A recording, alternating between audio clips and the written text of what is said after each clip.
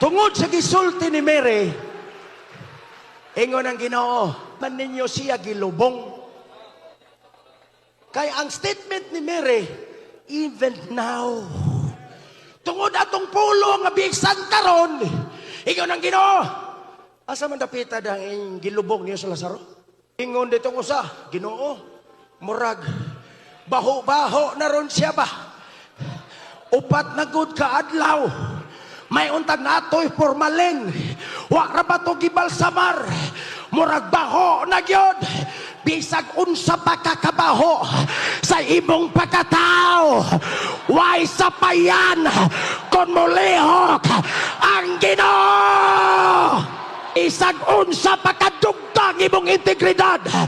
Basta ang Dios mo lihok, kaya kang limpyohon sa Diyos o pahumutan sa Diyos.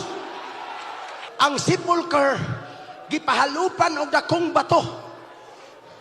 Ingon ang Ginoo, paligira ang bato. Sa akong gi-analyze ang bersikulo, kung kaya man gani pagbanhaw sa patay, ang pagpaligid na lang sa bato dili kaya. Kaya sa Diyos ang pag-ayos imong balatian, ang pagligid na lang sa bato di kaya. Apan ang gusto sa Diyos, aduna kay participation. Milagro ngayang pagabuhaton, walay mahitabo nga milagro kung dili ka mo participate. If you want miracle tonight, worship Him like never before.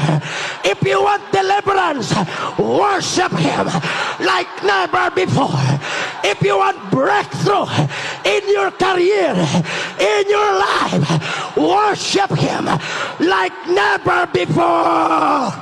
There's miracle, breakthrough, healing in the house right now. There is deliverance, victory in the house right now, because the Master of the universe is in this place right now.